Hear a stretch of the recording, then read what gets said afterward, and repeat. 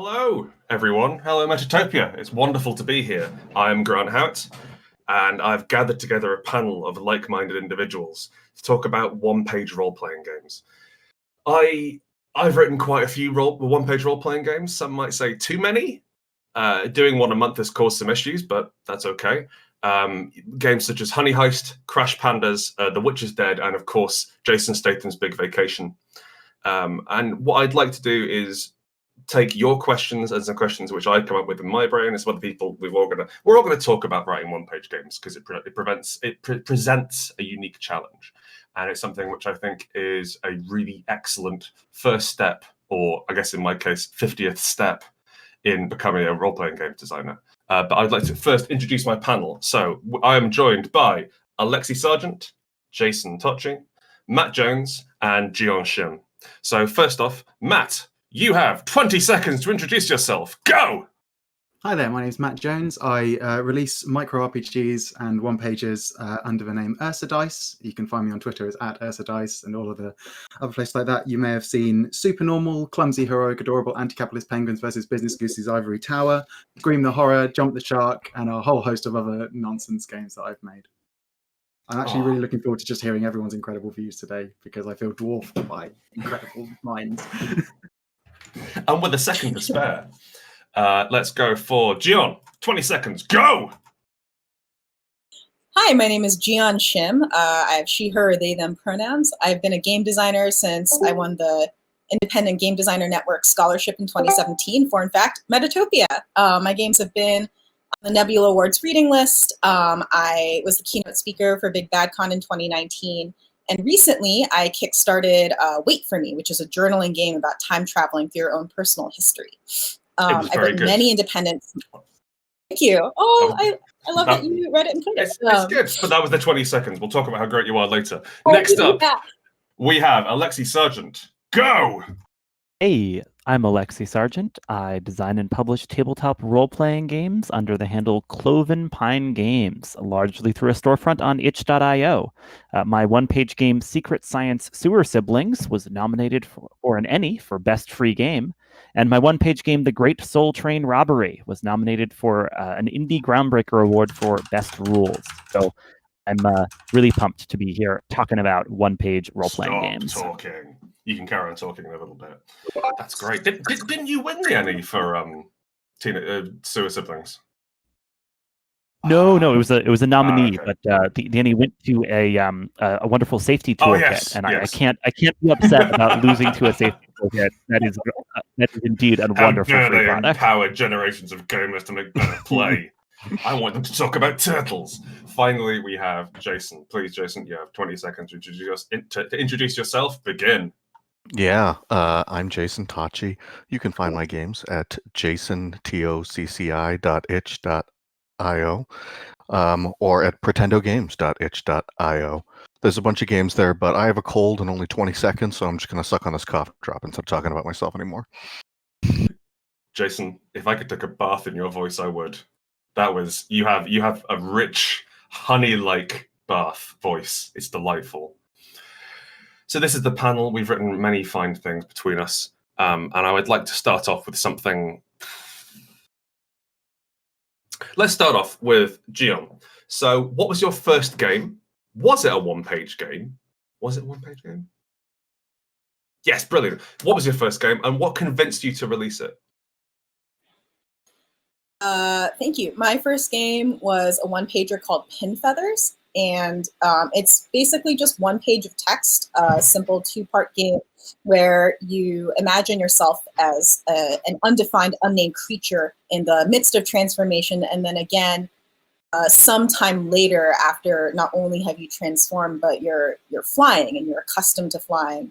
You're at the height of your power. I did it as a one-page game for a few reasons. It's easier to remember. I tend to get really overwhelmed by lots of instructions, dense instructions, complicated instructions. It doesn't mean I don't enjoy them, but it creates this space where you have to really almost artificially not artificially gather together, but an orchestrated gathering, right? And I wrote this game to be played in transitional time. So when you're commuting on the bus, waiting for your laundry to dry, and it's intended to be played over just a few minutes for each part. And I wrote it to try to help people feel connected to nature, even in really landlocked cities. The mechanics involve like looking up at the sky and noticing cloud patterns, and also noticing your own physical state of being, whether you're uncomfortable or comfortable.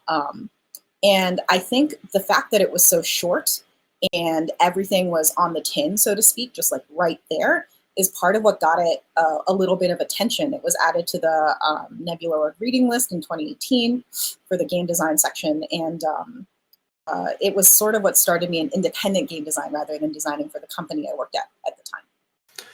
A lot of your games focus on, they have unusual mechanics, shall we say. Like a lot of my games, you roll a d10 and add a number. That's fairly straightforward and everyone understands that. Do you feel, have you encountered any pushback? Has it been a challenge to try and to try and work with non-standard mechanics, or have one-page games given you a handle on that? I don't know that I've encountered pushback. I've definitely started adapting my writing to also include dice mechanic generated games, because that's familiar territory for a lot of people. And then I have started introducing more unusual elements as the secondary set of instructions or mechanics. And actually, I've learned a lot from your work, Grant, by looking at your templates and kind of like, how does this feel so streamlined and yet like create so much density and like multiple layers of gameplay potentially. As far as like the games I've written where mechanics are not dice related at all, people seem really receptive, actually. Yeah, I haven't really gotten pushback so far. I have gotten like the occasional quizzical question. But yeah, people have been very gracious. It's been nice. That's pleasing. Matt, your I think it was your Halloween game involved a spirit board or a Ouija board. Is that correct? Yeah, that's right. Yeah. What? How have you felt that have one-page games given you room to experiment with something interesting in that respect? Yeah, I mean that ended up being all in all with the additional board that I made for it. 3 pages, I think. So yeah, you do stretch the format. limits of one-page games. I stretch to 2 or 3 quite often. It's usually when you find a concept and you go, I just can't find anything to cut. But yeah, I think that one was a very, it was not about rolling dice. It was not your standard like roll dice add stat mechanic. It was much more around giving players these spaces to invent dialogue with a spirit and put them in a position where they could generate all of these odd conversations themselves while still feeling like they had a mechanic to work from. I feel like a lot of creating these spaces, they're little experience engines, aren't they? That's the idea I kind of go for when I'm making a one-pager, is I want this to be a real quick experience for people. I want people to be able to dive into this, know exactly what their experience is going to be, and within 3 hours have finished the game and have had that experience from start to finish, and sort of be able to see it very clearly. And like, yeah, I think there's like when you're making something like a seance game, people are going in there going, I want to come out of this feeling as if I've sat around a table, touched a planchette and moved around and had that spirit conversation, but without with something a little bit different. So it was drawing cards and it was rolling dice, and it was those familiar elements which twisted the way people would approach that. It's sort of an open question to the panel, and I imagine Jeeyon will win this one. But what is the weirdest thing you've put in a game? What is the weirdest sort of mechanic, the furthest away from I roll the d20? I'll definitely let other people go first. I've got one for this. Oh yeah, we got one of my 200-word RPG entries that I later expanded into a slightly longer game was called Wayfarer's End, and it involved rifling through a vintage cookbook as its resolution mechanic, with the the tone of the scene turning on whether you landed on a recipe that you thought you would cook or one you would never cook in a million years, and that determined whether the scene would end in a homespun or an unsettling way. I just read the tagline. So I had Wayfarer's End open. I tried to buy it, but it's in the Gauntlet collection. I'd really like the tagline. This town's an enigma, wrapped in a portent, baked into a damn fine cherry pie. You'll get to the bottom of it if it doesn't get to the bottom of you first. Like, I'm in. I'm super in to anything that's schlocky. Excellent. Jason, Matt, anything? Well, so Matt, I think Ouija would probably be the Yeah, although if we're talking about sort of, if we're dialing it back to even 200 word RPGs, when I used to yeah. I used to and still did write quite a lot of RP tweets, which was trying to get tiny games in, and some of them were sort of mini LARPs, and I think one of them was just take a photo at the start of a night with everyone there, and then take a photo from the same position at the end of a night and try and capture what has changed around the table in that time. And yeah, I think that's the most fun one I've created in that. All right, Jem, what you got? Well, a lot of my games involve sensory mechanics. So one involves smelling certain herbs in order to bolster certain moves. Cooking is actually something I've used before. Noticing your own physical discomfort is one, but my favorite mechanic is from a game I wrote called Your Dead Friend, where the premise is that it's like a Groundhog Day episode where you and a friend are taking a walk and your friend is going to die the next day, and the day just keeps repeating over and over and over again, and you don't know why. But you do know that you can't warn them, because every time you try to warn them or stop something happening, the day just immediately starts over. And the way I did that mechanically is there is like a sentence that the two players decide on. When I play tested it, it was, hang on, I think I've got something in my shoe. And then when the dreamer character, the one who's stuck in the time loop, tries to warn their friend, the friend says stop. And then there's like a moment where you face each other, you take 3 deep breaths together, and then you say the sentence again to signal that the time loop has started over. And it was a logistical mechanic that has really intense emotional impact in play. So that's maybe the mechanic that's weird that I'm the proudest of, for sure. I think that one-page games give us the opportunity, like certainly from my experience, I view it as a place that I can put strange ideas, because the Royal American Decade, we publish big, beefy, proper, like 300-page books, but also I have my one-page games. It's a very different brand, I think. And it's really nice to have the opportunity to be like, here's half an idea about something, let's go and let's see what we can explore with it. And I think that if I would get into the habit of trying to develop these things out into full games, they would never see the light of day. And I suppose on the subject of that, Jason, I want to knock over to you for a second here. Playtesting one-page games. Do you?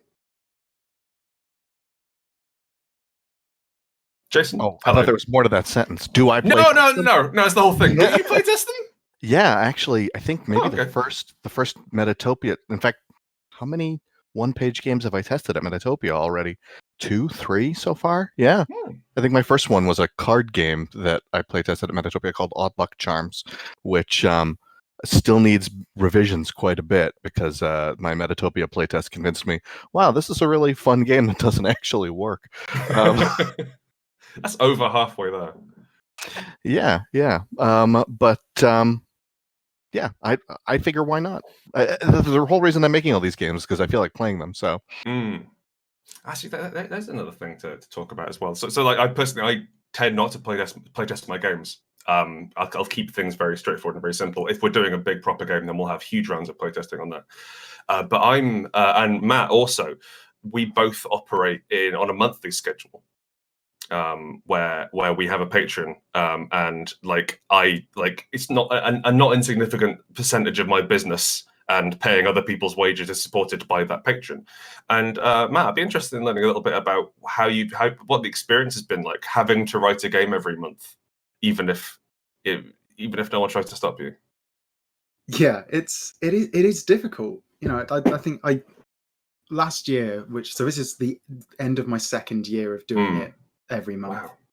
Wow. So yeah, next month's game will be 24th one, and it has been tough. I'm sure you appreciate that as well. Like, sometimes you get stuck in a point where you're just trying to work out what that game is going to be. Mm-hmm. And it becomes more and more stressful, and you get into this horrible spiral where you're finding things and going, is it this? And you're trying to write something down. And other times, I'll end up 2 months ahead because I've got a phrase, that pun has jumped out of me, and I've got the mechanic to go with the pun. Or I've got this mechanic, I wonder what I can attach it to, and how can I then attach that to a pun? So vice versa. But it's a grind, and I was trying originally to get everything out on the first day of the month for patrons, and that's slowly good heavens, no. It's slowly moved back and back and back. No, you want to release it at least the month after. Yeah. Exactly. I find that an awful lot of games will start from a pun, and they get to a point. I think I don't know whether the rest of you experienced this. I think perhaps because I have a certain kind of game that I write, but a lot of people go, "Hey Grant, this sounds like a one-page game." And I'll be like, "There's a bear that's been stuffed full of raccoons driving a 18-wheeler into a mall," and you're like, "Yeah, okay, sure," but it starts from these ridiculous puns, these ridiculous thoughts, and because it's only like one page, and you're releasing it often for free. Okay, I really like the liberty that affords us. Actually, here we are. Just on the questions from Twitter, you were talking about mechanics and concepts. Hides His Eyes writes in, do you start with a concept and design? Sorry, start again. Do you start with a concept and design mechanics to fit, or is it the other way around? Alexi, I'm interested in hearing where you stand on this. Oh, that's a fascinating question. My answer is more that there's often just a moment of synchronicity, right? Where it becomes clear that some mechanical bit or some piece of game mechanic that I can steal, right, or borrow from elsewhere in the gaming world fits with a concept I'm interested in expanding, right? So Secret Science Sewer Siblings, I realized, what if you had 4 stats and your stats were teenager, mutant, ninja, and critter? And I'm like, there's something there. Work outwards from that. So I feel like there's usually for me a kind of a touch of mechanics and a touch of the concept and the flavor kind of at the get-go, and they're coming together is what creates the ground for the game to come. It's often, and I find that the games can expand from a one-page game. I tend to just sort of write my games and then just throw them as hard as I can at the internet and run away. But your game, The Great Soul Train Robbery, that started off as a one-page thing, as a hack, and now it's adapted into something more. What was it like? What was it like? Sort of basically finishing something and then starting it again. Yeah, absolutely. Well, I have to give you credit, Grant, because Great Soul Train Robbery is a sweetened by honey heist. You invented that term. Where instead of having the stats bear and criminal, you have the stats lover and sinner, which gives it a very different tone, right? It becomes very much about the state of the souls of these desperados robbing the train to hell. There's room for wackiness, but it's also potentially a heavier game than your game about bears stealing honey. But it was written as a concentrated dose of allegorical Western weirdness, and then because people responded to that, because playtesting it went so well, I was like, there's room to make this train longer, right? To basically add in the sort of GM support material that doesn't exist as much when it's a one-page game, and the GM facing stuff is just, here's some tables of things to put on the train to hell, right? And so so Great Soul Train Robbery ended up being the project I worked on in a zine version for Zine Quest this year, and I'm getting close to completing and delivering that. And along the way, it's been really exciting, play testing the game and its expanded content with all sorts of folks. And now this game of desperados that I came up with by riffing on Hadestown lyrics has kind of become its own thing. There's a number of actual plays out there, and I've gotten reports from other people running the game, and always want to know what happens to their desperados. Who did the conductor of the train turn out to be? So if you play Great Soul Train Robbery, please tweet at me at Cloven Pine Games. I want to hear what became of your train to hell. It is always so exciting to hear people playing your games. I always get occasionally I'll just search for the names of my games on Twitter just to see if someone's played Honey House. I'm like, oh, that's really good. See if I need a little lift. But it's I think that's one of the biggest things for me as well. Writing one-page role-playing games just meant that I could get very broad spectrum with it.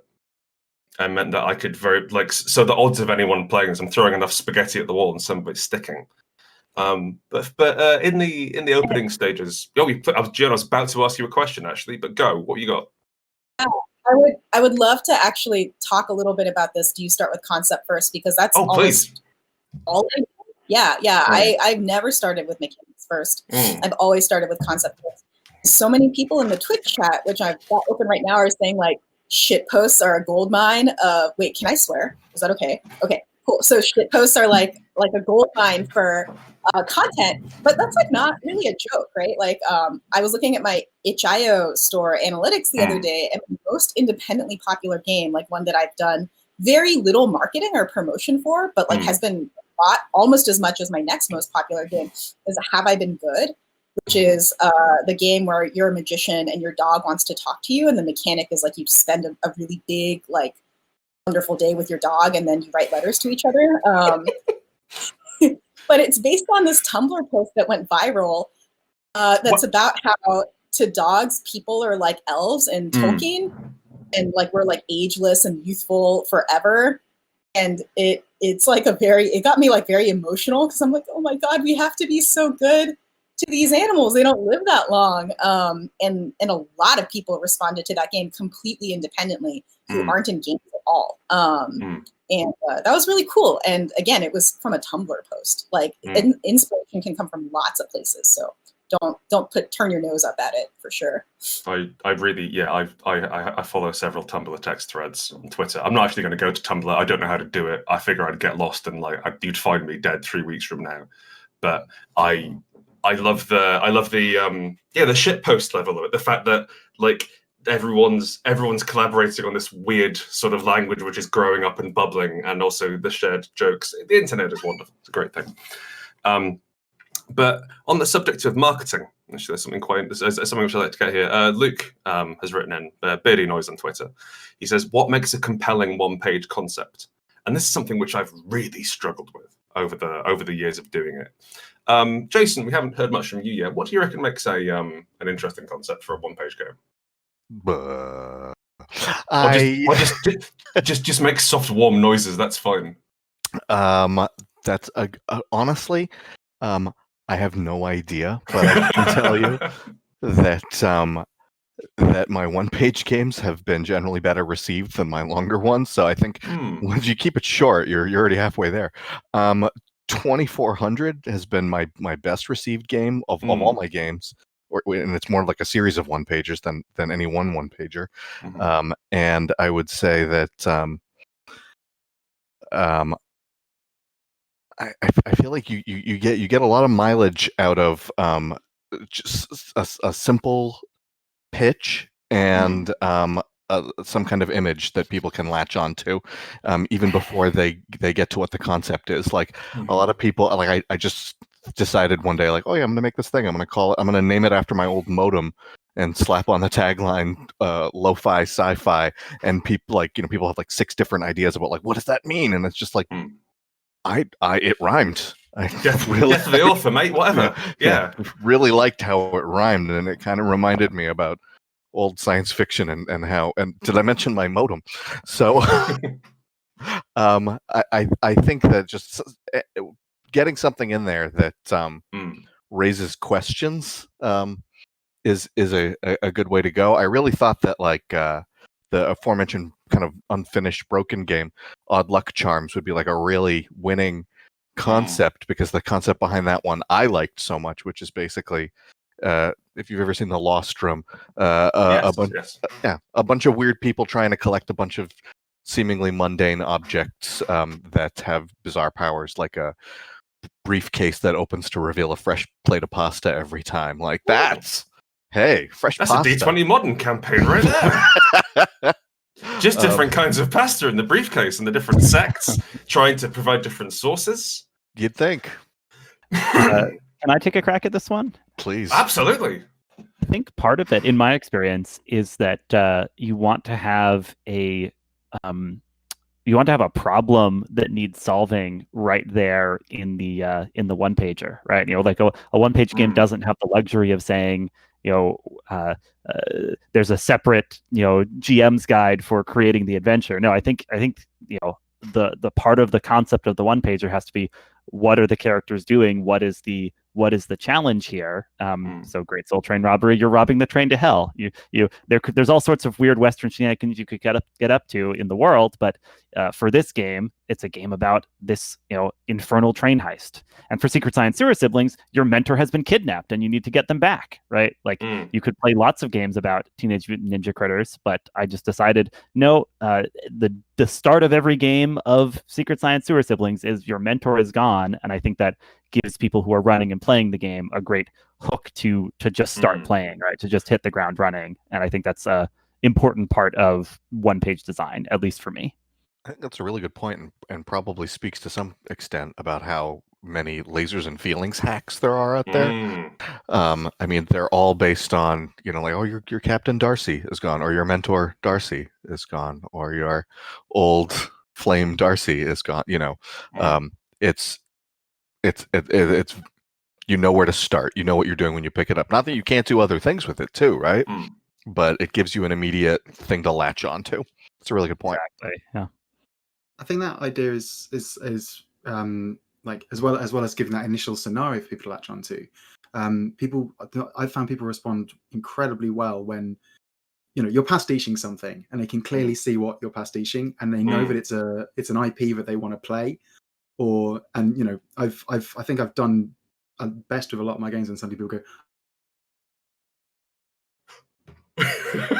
That's so mind-blowing. It kicked him off the internet. That timing is perfect. That's amazing. It's just closing itself. Which is... wow. Okay. Yeah, sorry. Okay. Yes. Sorry. What were they saying, Matt? Yeah. But as soon as like having that scenario is fantastic, and what people are missing in one page games a lot of the time is that they're missing all of those extra things, like you've said. And as soon as they know what genre they're fitting into, as soon as they know if it's a specific episode of a TV show they're fitting into, or an entire film they're fitting into, then it's much easier for that GM who's got all that work on them anyway with a one pager to pick up and run. Or if it's GM-less, like even better, because everyone knows and they can pick up that slack for each other. As an interesting point you raised there about the GM, one thing which I didn't realize until I was about 18 months into writing one-page role-playing games is they're really hard to run. And it doesn't matter how straightforward you make them. I find that they're really hard to run compared to like a 300-page book of rules, because so much of the mechanics is handled in that 300-page book of rules. And then if there's the fewer rules you have, I find the more agency and choices you're giving to the games master, and then that just takes up more and more of their processing power. Just like games that basically, I don't run games for more than 2 hours these days. I mean, I'm old. I'm older, certainly. I wouldn't be younger. I'm older than I was, and I find that about 2 hours, that's about as much as I want to sustain something. Is that Jeeyon, you've unmuted this. Is that something you're interested in commenting on? Yeah, I've been muting a lot because I just drank bubbly water and I'm burping. But also, well, thank you very much. Very polite. Yeah. This. Sorry if that's gross, guys. But fine. I actually haven't found mechanics to be that much of a challenge. But I think it's because I use one-page games almost solely to focus on solo games or two-player games, and because it's sort of unusual to begin with. And with solo games, it's easy to play test. I play test it myself, right? And with two-player games, it's also kind of easy to play test. You just need to find one other person to be like, hey, like, can you spare 20 minutes out of a day, which is like a much smaller ask than us 4 hours on a Sunday afternoon or whatever. For the rest of the year, yeah. Right, but I am designing a couple 1 to 2 page like group games, and I have noticed that, right? Like you run into certain mechanical hurdles that you don't when it's a more intimate small space.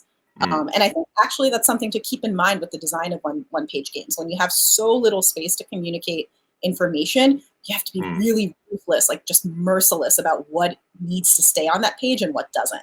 What do you think is the most effective way then of communicating, say, I suppose like setting? Yeah, setting works, because a lot of your games don't use setting in the way that like my games use setting. But what do you reckon is the most effective way of using that space in terms of getting that across? A few things. One, like, don't be afraid to tell your players exactly what they're looking at. I have a one-page weird game called Now You Lay Dying, which is about the player. It's a solo game where you write a letter. And the backstory is you abandoned your girlfriend at a camping site like years and years ago. And now in some slightly creepy, unexplained way, she's getting her revenge and you're dying. And so the last thing you do is you write a letter to her. That's a very specific, weird story. And I think that's where one-page games really thrive. You're not trying to create like this huge, sprawling world. You're like, here's one specific slice, but within that, there can be a lot of depth and a lot of like expansiveness. I think like don't be afraid to just like really lay out the like what you're literally seeing, both as the designer and player. Do you mind if I ask you something, John? Is that right? Yeah, absolutely. Yeah, so obviously your games are like, you know, I do really silly stuff a lot of the time and occasionally go into something a bit darker or something really sad. But you know, yours are, you know, they're educational, they're experiences, they're spiritual, they're incredibly emotional. How do you handle that experience for a player when all they've got is a one-page sheet in front of them? How do you how do you curate that experience for them in a way that's either safe or just sort of like easier to understand for them? That's a really good question. And I'm so glad you asked that because someone actually said in the chat, I don't think you can put safety mechanics in one-page games. And I actually really disagree. I think it's crucial to have safety in games, even if it's just one or two sentences of like, make sure you're playing this game with people you have good communication with, or something like you're always more important than the game. If it doesn't feel good, stop and talk. Like, it doesn't have to be a formalized system of rules. In fact, sometimes I find that when safety mechanics are over formalized, it intimidates people. They're less liable to use them. And it just gets waterlogged. Like, all you have to say is like, hey, hang on, right? Like if you're at a table of friends, there's like also ways that if you're doing it digitally, you can link to other people's guides, right? Or to references that other people have written. So I think basically trusting your player to have good judgment and common sense, but also saying in the game, please use good judgment and common sense. Just like remind them that they're totally capable of handling it on their own. If something happens, you're not in the room with them. Like this came up in a different panel I was on. As a designer, you cannot take on the responsibility of being in every game room where your game might ever be played till the end of time, right? Like there's due diligence that we have to do. And there's also due diligence on the part of the player.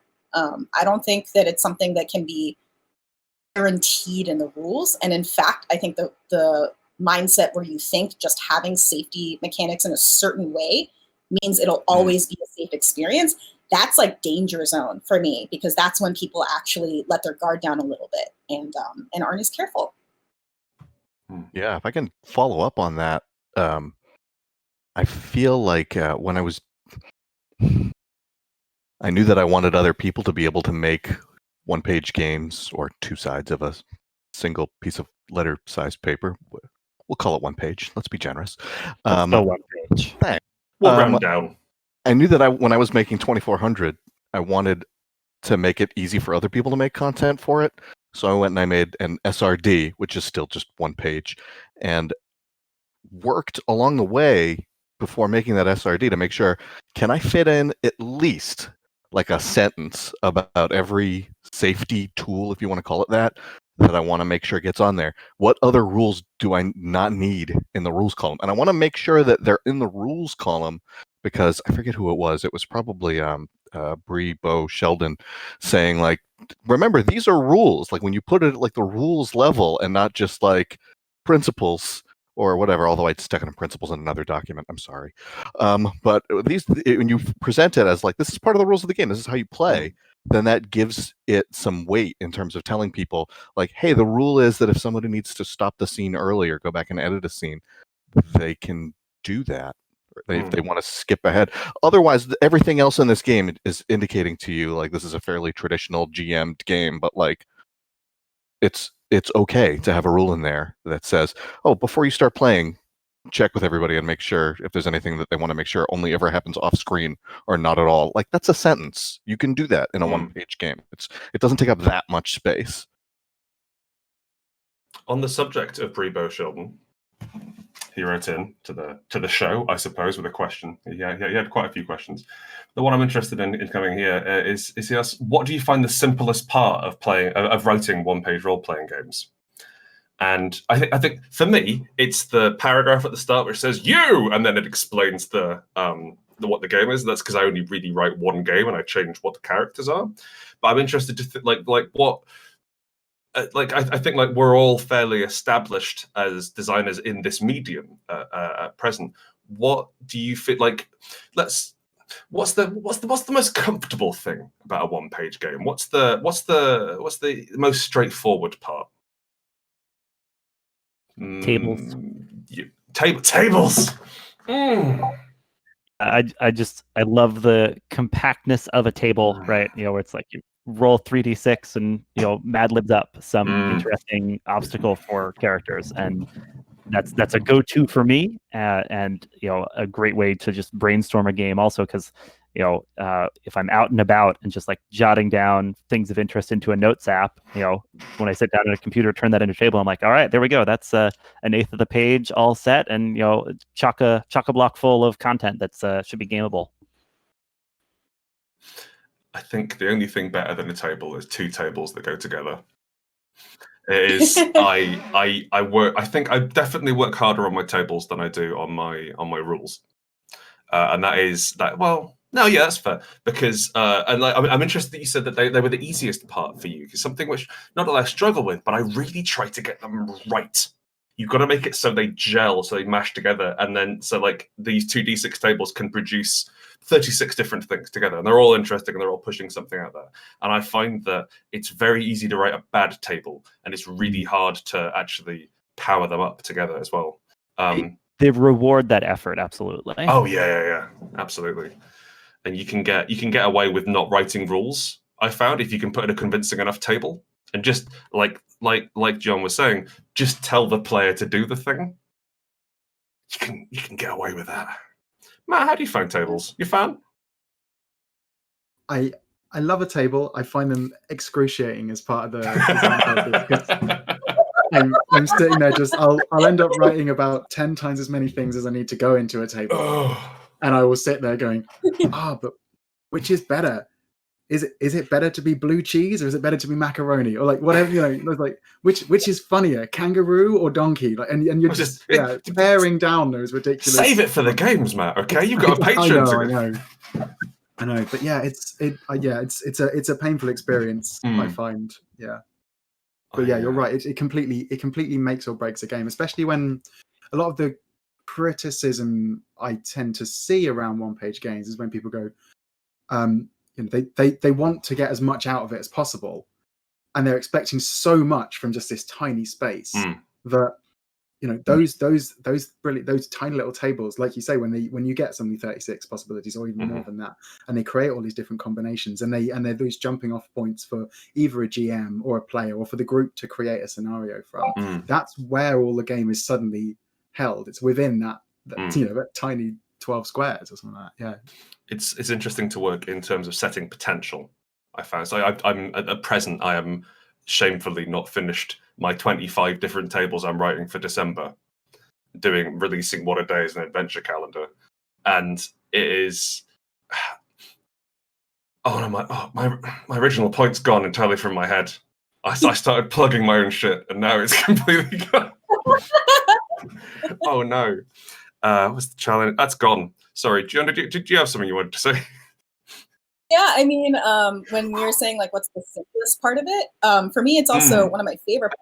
I love doing the visual layout of a one-page game. Yes.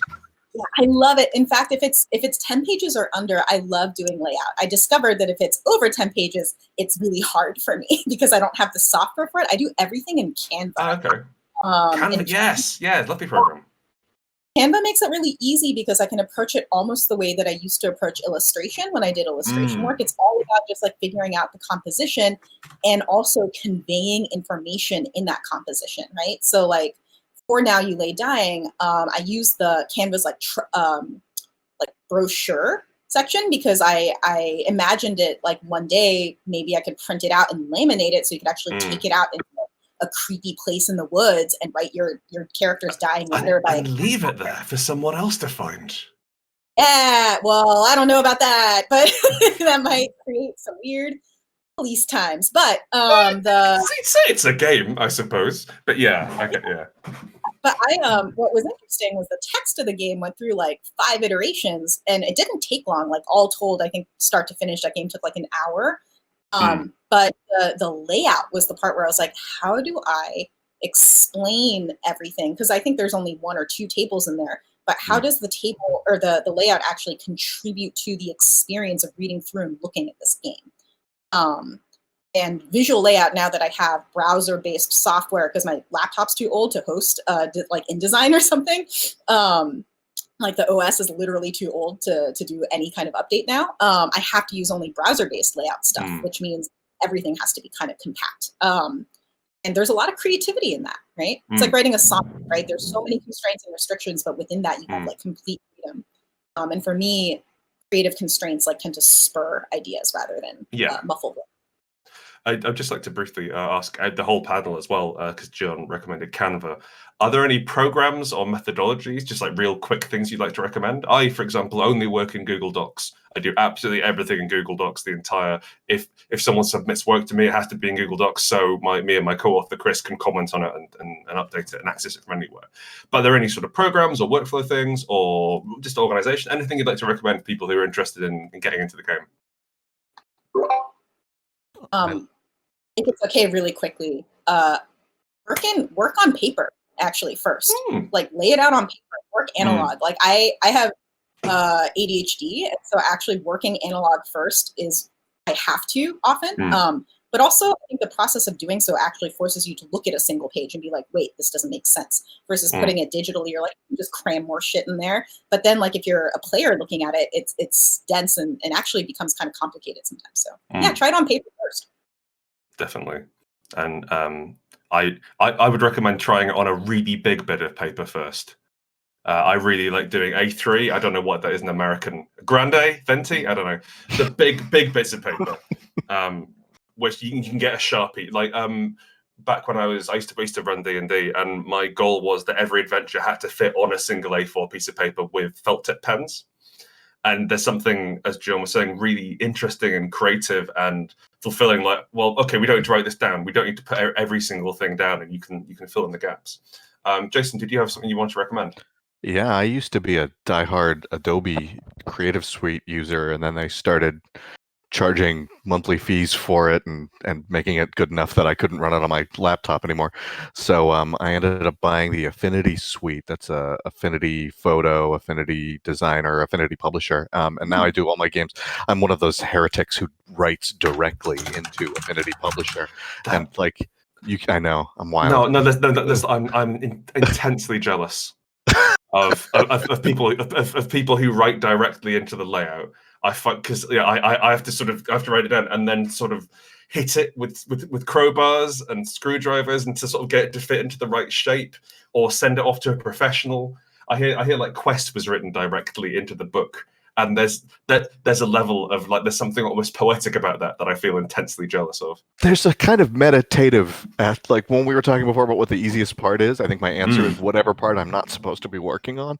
So it's like if I feel like the writing's not done, then all of a sudden it's just like, hey, I'm in here anyway, I might as well do some graphic design. And then that's sort of how I just kind of keep things moving. But I will say too that you can really do quite a bit for like a one-page game in Google Sheets. I tried making the template for a 24xx SRD in Google Docs, and it was just like, that's all right, I guess.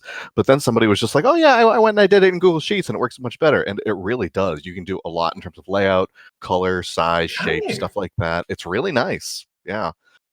All right. I'll second the recommendation for Affinity and say, as someone teaching myself a lot of this, there's good tutorials online for learning to use Affinity. So I recommend the software, and I recommend drawing from the knowledge that people have put out there on the internet to help folks make the best use of it. One of the questions which Jeeyon copied over from Twitter is how important is visual presentation when you have so little space to deliver instructions? And similarly, I've had another chap ask a question. Joel Salder writes in, given that you only have a page to fill, what are some ways that you use art, graphics, and negative space to full effect? What I think I'm gonna pass over to Matt initially here in terms of design, in terms of reaching things. You and I both work in a very open way in that we post our games in full to Twitter. And I found that a game will not do well unless it looks good on preview. What challenges have you found from this medium, given that like we have to use layout and a lot of us aren't really trained on it? Yeah, I mean, I do everything in Word. You know, I design it all in Word. And a big part of that was accessibility for me as well, because what you create at the end of it ends up being a bit more screen reader friendly, and then I stick stuff on a web page so that it's got a text version as well. But yeah, it is that weird thing where you've got to try and make it as instantly recognizable as fun from a distance. Or at least, I suppose, engaging or interesting. Or yeah. I guess engaging, interesting. You know, you look at Honey Heist is a great example where you know it's got nice pictures of bears on it. It's a bear in a hat. I want to get close to that. Yeah, I want to learn about bears in hats. Yeah, and you know the smallest of games which I've written, like Clumsy Heroic Adorable Anti-Capitalist Penguins versus Business Geezers Ivory Tower, and thank you, and Supernormal and Fine Familiars. Where you know I got a friend of mine to do some like super cute artwork for it, where the artwork's interacting with the text, and it looks like everyone's falling off the text and going somewhere else. Like those from that distance are so visually striking. People go, I want to be the cute animal that's falling off the how to play section, and I'm going to click on that game, and that it doesn't matter. I'm sold from that point. Yeah, so it is a challenge to try and do it, but the less text you have and the more art you have, I think the easier it is when you're in that weird Twitter medium. Jeeyon, talk to us about layout. I mean, I have such a weird, inconsistent process, but if you're looking to make stuff look good on Twitter specifically, Canva and maybe Affinity as well, which I've also heard great things for, and my laptop is also too old to host, has a function where you can just make like immediately have a template for like, this is a Twitter photo, right? Or like a Twitter preview. That's good. Like, yeah, Canva does it. Like there's a whole social media section where it's like, are you making an Instagram post, a Facebook post, a Twitter post, and it'll actually give you a cropped blank template to work from that's the exact pixel dimensions that you need for a Twitter preview. And what I'll do is I'll often make the game and then be like, what is the most visually appealing part of this game? And then make a new image that's just the Twitter preview. And it streamlines it really well. I almost hesitate to recommend it because if Canva ever goes down, like I'm fucked. But while it's still here, it works very well. I would like to briefly poke my nose in and recommend cutting things out with a scalpel and gluing them to bits of paper. It does require you own a scanner, which I'm pretty sure you're not allowed to do if you're under the age of 33. Thankfully, I'm 34, so that's fine. But I guess you'd have to go and visit your municipal scanner the same way you have to go and visit the neighborhood bakery and use their printer if you need a driving license, whatever. Jason, you've got really visually striking games. I always find they're really like they grab the attention.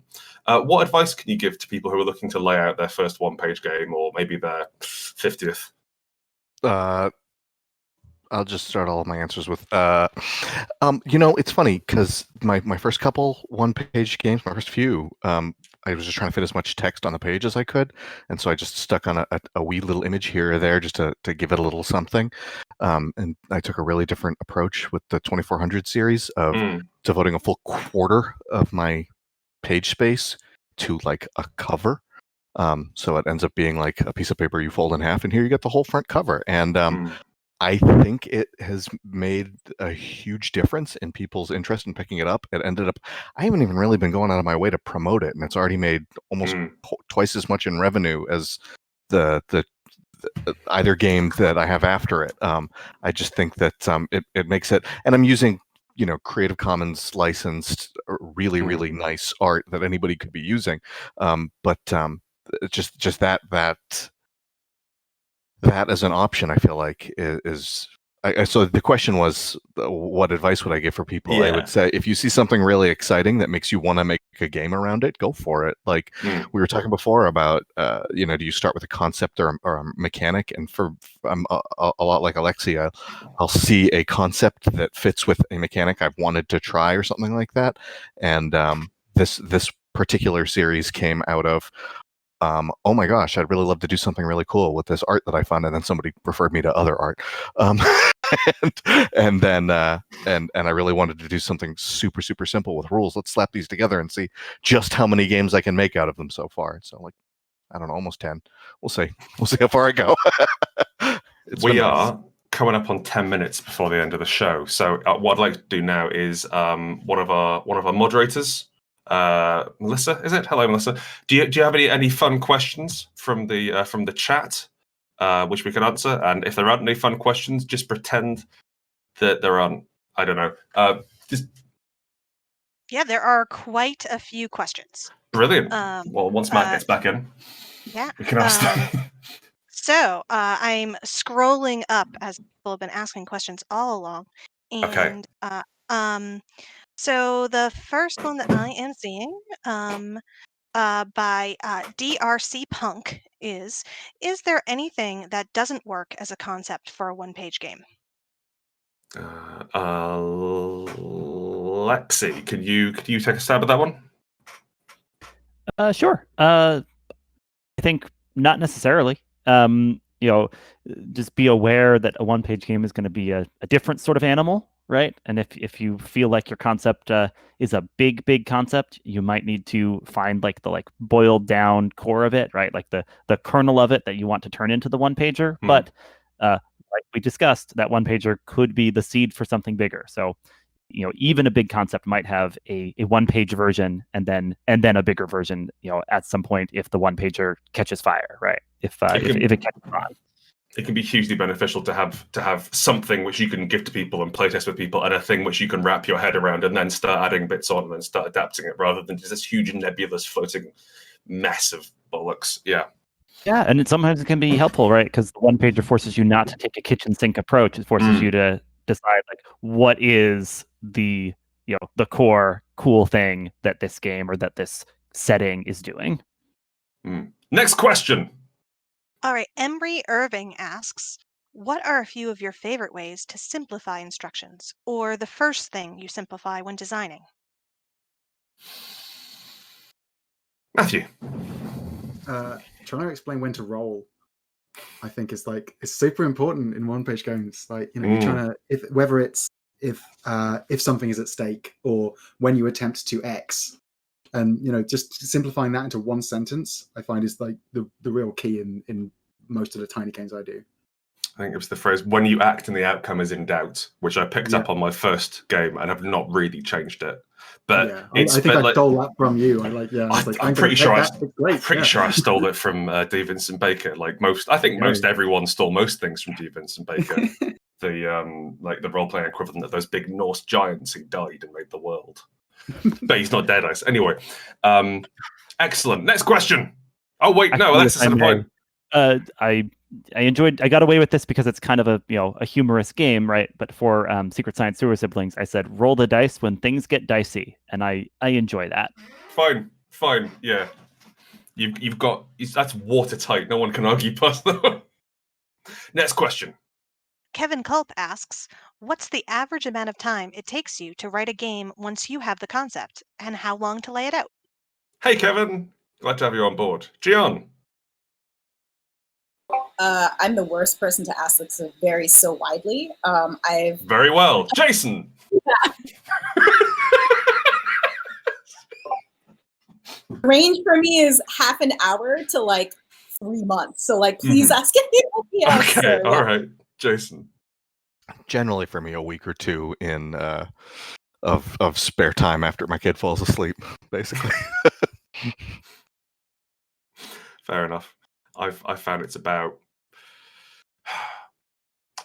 2 days work maybe 2.5, and that's not just sitting down full time, but like, oh, I'm going to go out for a walk, I'm going to go get a cup of coffee, I'm going to sit in the garden and stare at the cat for a while, and it all sort of counts, but it's about 2.5 days over the course of 3 weeks or what have you, just sort of tipping in. Goes a lot faster if you have a template to work off of. Can I add something to that, Grant? Absolutely, please. I just want to add a caution of, like, even though it might take not that much time to make these games, a lot of forethought and expertise and experience goes into them. Yeah. So just don't run into that Picasso problem where you think that, where other people think that because it doesn't take that much time, they don't count for as much or aren't as valuable. Like I charge full price for my one-page games or make them Patreon exclusive a lot of the time. And what I mean by the Picasso thing is, that story about a woman ran into him and asked for a piece of art. He drew on a napkin and asked for $50,000, and she was outraged. Like, well, that's 50 years of work that went into that drawing. So similarly, like, it might take 2 days for you to think of like concept to execution.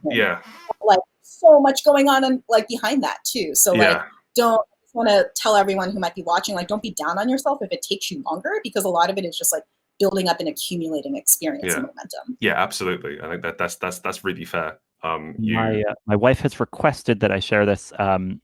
When she was pregnant with our daughter, she took a nap, and when she woke up, I had written the first draft of Great Soul Train Robbery. She was surprised. And that nap was 3 months long. There was more drafting after very that, sick. but the game went from concept to like a prototype during that nap because there was a bolt of inspiration there.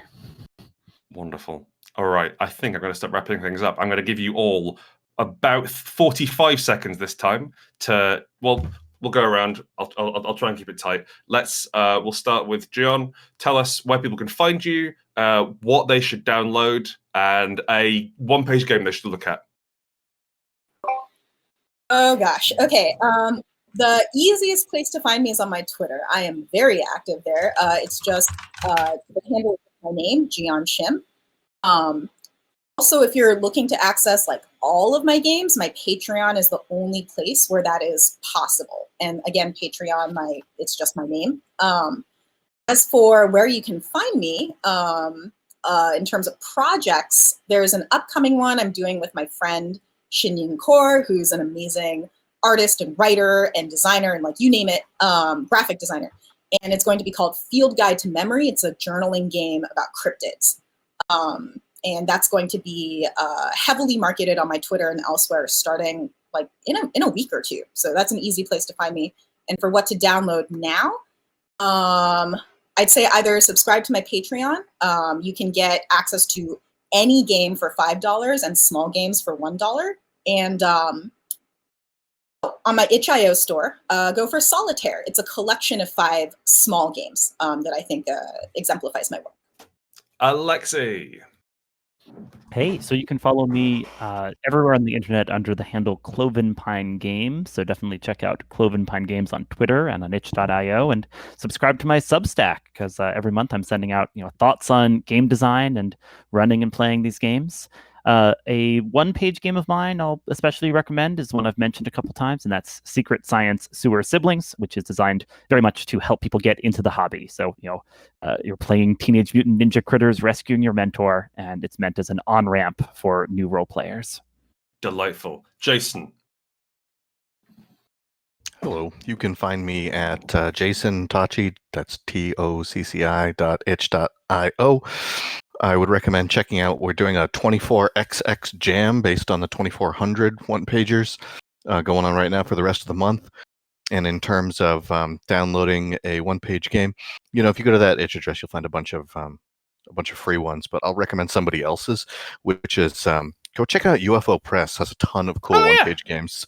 I'm especially fond of Ill-Gotten Realms, which is like a D&D heist one-pager. I like the one where you all play different parts of the same skeleton. Yeah, there's some cool ones in there. That'll be my recommendation. Great. Matt, you've got 30 seconds. Go. Okay, you can find me anywhere as guys. You are SIDICE. Just look for this friendly bear logo. I'm Patreon. I do monthly games. You can get early access there. Itch, Drive for RPG, all sorts of places like that. my own website, sdice.com. And this month's game is not a rip-off of The Matrix called The Grid. My name is Grant Howitt. I'm going to take these last 5 seconds to thank all of my guests, Alexi Sargeant, Jeeyon Shim, Matt Jones, and Jason Tocci. It was Matt Jones, wasn't it? Yeah, it was. If you want to find me, you can find me on Twitter at GSHowitt. You can find just search GS Howitt. Two T's. You can find me anywhere under those letters. Thank you so much for coming to our show. I hope you learned something. I hope or at least we entertained you. And enjoy the rest of METATOPIA.